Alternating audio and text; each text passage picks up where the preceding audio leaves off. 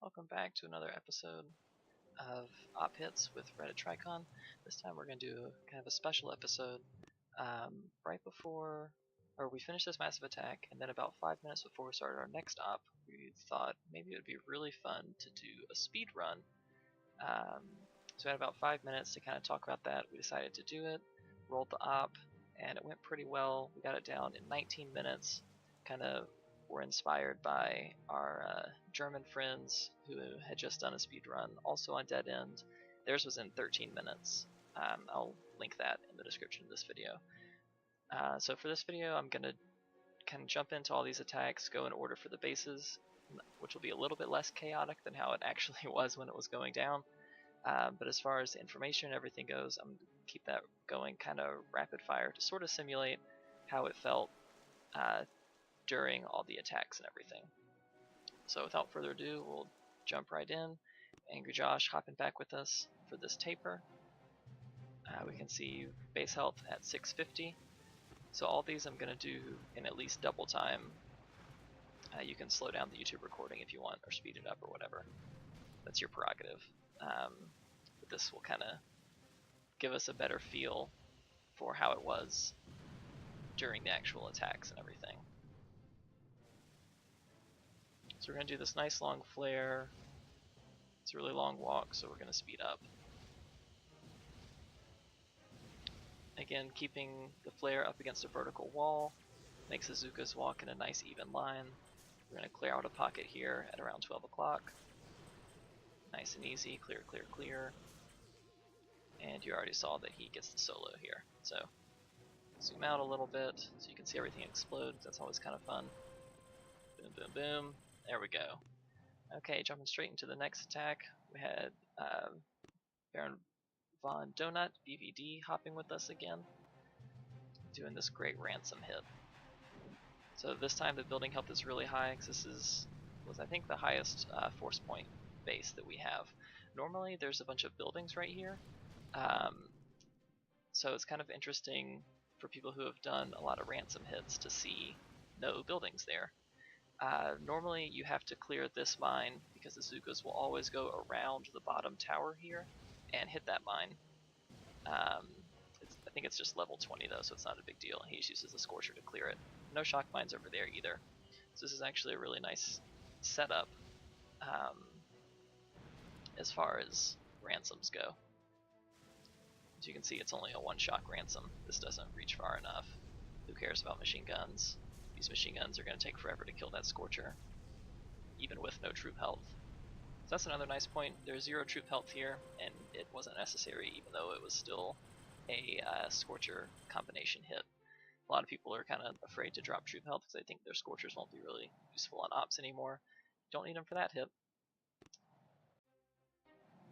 So here's our... oh, messed that up. There we go, it's fixed. So here's our first hit on Machina, our first non-solo, but that's okay. Machina can be kind of tough to solo depending on base health and how many shocks there are, how many mines, all that kind of stuff. So we're just going to spend a while clearing mines here. We're not at all worried about getting Dead End down. We're kind of past that point, which is pretty great, so we can goof around on this. Normally we bring people up from our lower teams to hit it with us, or from other Reddit teams that don't hit as high of ops usually, and use Dead End as kind of a teaching op, which for a 25-person task force, that's pretty cool. So we missed this rocket launcher with that shock, and that's why it worked out the way that it worked out. So we'll jump straight into the second hit on here, which is from Turbo. See if I can do that right this time. There we go. Statue values updated nicely. I got this idea from Boom Beach Finlandia, which is another Boom Beach YouTube group. They have a 50-person task force that hits, I think, like Forlorn Hope daily, probably. They're really cool. I like their videos a lot, so I figured it'd be a cool thing to copy. Same thing, you can see kind of the Serpentine walk. You see all the shocks that we need. Missed some rocket launchers here again, and so we can't get the core down. it's hard to get it down when you're missing shocks. But that's okay, because we'll get it down here. So Keen's going to come in. Notice one of the other things is that this landing is hot, and it's hot the whole way. You can do a 2-smoke landing here, but a lot of people find it easier to group the Zukas if they walk a little bit like they're used to, and they'll do 3-smoke landing. When the walk is this short and it's only like, I don't know, 5 shocks, it's not a big deal GBE wise to spend an extra little bit on smoke. You'll see double shock to cover this because he missed it initially and then recovers nicely. But yeah, so the shocks have to be so low down in the water because the entire beach is hot, so as soon as the Zukas step off the landing craft, they're getting blasted. So here comes Vlad. This is an example of when you need troop health. Anytime you do an all-scorcher hit, it's going to be valuable. So we'll do the same staggered unloading. Who cares about rockets? It's no big deal. The only thing that we really care about is boom cannons and shock launchers. Boom cannons for the damage and shock launchers because shocking scorchers is super annoying. And this cannon quad as well. So here we're at 447 health and 181 damage, so pretty low damage for these guys. So we'll shock this boom cannon because it'll reach. We'll set this up to 4 times. We're just going to clear all this stuff out. Make it nice and easy for the next one. Vlad is our resident armor specialist, so whenever there's a hit that involves armor, or even a hit that doesn't really need armor, he likes to throw some in there for fun. So we get to do a lot of really cool Scorcher Zuka hits because he really pushes for like recognizing the viability of Scorchers in these kind of ops, which is pretty cool and definitely motivates us to try out some interesting hits and strategies that other task forces don't really use as much. Speaking of that, we'll jump in here with Kitsa's hit. Little all warrior one. I didn't preview this one before I loaded it actually. I saw that it was all warriors, but kind of see how this goes. So we're losing a ton on the walk, which isn't a huge deal because the core is so low at this point.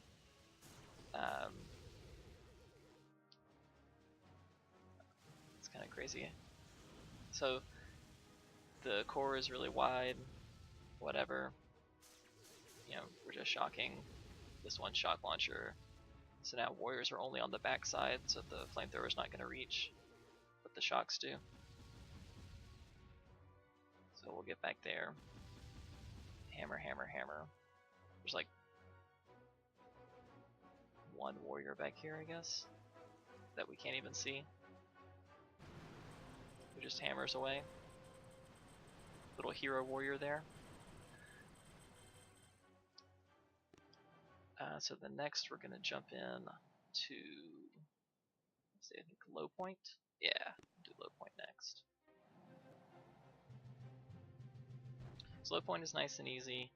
Normal approach is to clear these rocket launchers, shock launcher, flare back down to the beach, clear some stuff here. This mortar is oftentimes some sort of splash damage, but normally like a shock launcher or a rocket launcher, not usually a mortar. So that's kind of cool. This left of core, these are almost always mortars, and these machine guns are normally flamethrowers, so they have a little bit of extra range here. These two as well are oftentimes just flamethrowers. This is sometimes a shock launcher or a rocket launcher, which would reach and cause problems, but didn't reach this time, so no problems caused, which is pretty cool. Come over here.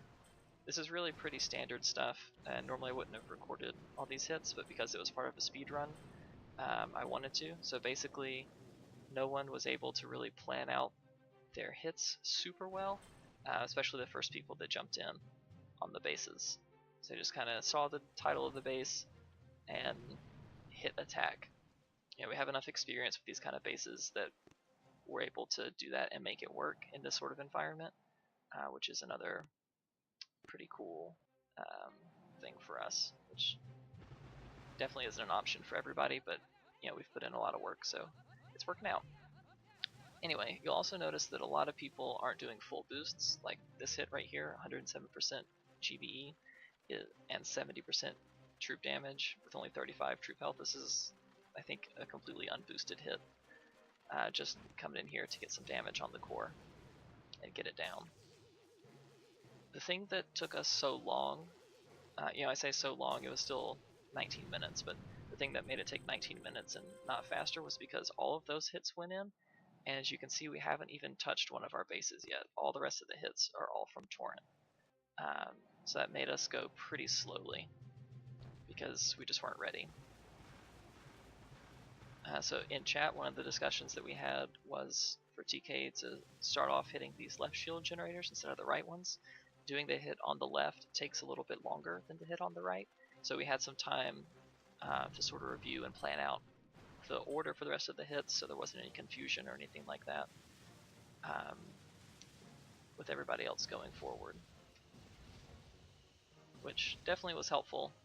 So I'm glad that, and it's a hit that needed to be done anyway. It's not like we just wasted a hit taking out these shield gens. They still needed to go down.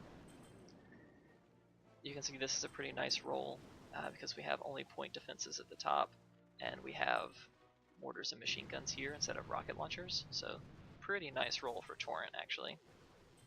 Torrent is, I think, my least favorite base out of all the bases that are reasonable to get down. I mean, Maze is obviously a complete nightmare, and Redline is most of the time a nightmare, but this Torrent has these lasers. I hate lasers.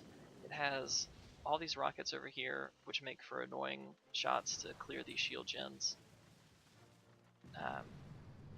So at this point, TK is just kind of using up the rest of his clock and trying to take some buildings out, so the next person, has a little bit of strategized time, or a little bit of time to strategize.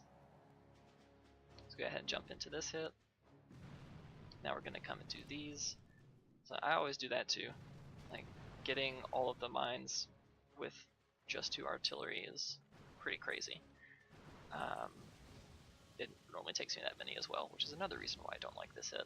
So I don't really do this base very much. It's not one that I feel particularly confident at.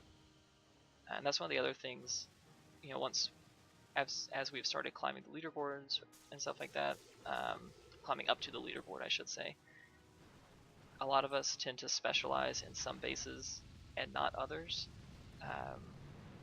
and that's been kind of interesting progression for us. Like, we have some people, I mentioned Vlad is really good at anything with armor, so he does all the armor hits. We have some people that are really good with the long walks, and people are really good with the shorter walks and hot landings and things like that. So we all kind of specialize in our own hits.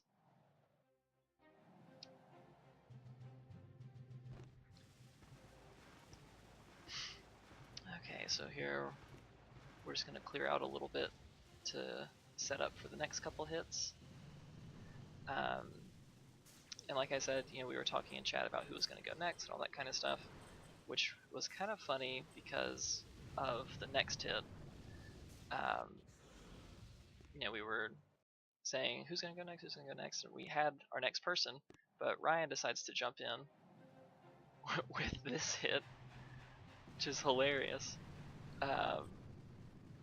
He only has a single 40% GBE masterpiece, but he wanted to participate in the speedrun too, and that was basically the only way he was going to be able to do it. So, pretty funny stuff. So here we're just going to go with single boat of heavies, just some less gems to spend. Oliver had AZ loaded already, I think. Some really nice... Actually, I think I am going to replay this one real quick because I want to talk about the Smoky Critters some. I forgot that he did those in this hit. So Smoky Critters is one of those really cool techniques that is super fun. Like, just makes critter shocks and everything so much easier. So we're going to come in here. You'll see these smokes out to the side as we set up for the triangle smoke. The critters go into these smokes and are completely covered. And you'll see when they appear. critter appears, heavies appear, and then Zukas appear. The triangle was a little bit tight on itself, so the heavies and then all the Zukas didn't work out great, but the critters appeared first, distracted some defenses, let them get in time for some shocks, and then the heavies, and then the Zukas.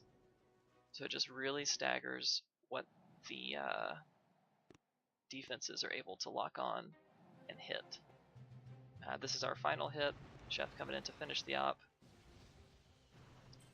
Here you can see some anchor cells. He doesn't want to lose any Zukas to the sniper tower, so he puts the smoke down. Zukas shoot further than the smoke, but any that would creep into range, they don't. So here, 2 smoke landing again. Here we'll do critters without smoke, throw down a bunch of extra shocks because we have 250% GBE. And there we go. So that was our op, our little 19-minute speed run on Dead End. Hopefully that was fun for you guys to watch, and it was really fun for us. Just kind of see all the attacks going on all the bases at one time. Was pretty fun. So anyway, that is RDT Trichon with another OpTech replay video.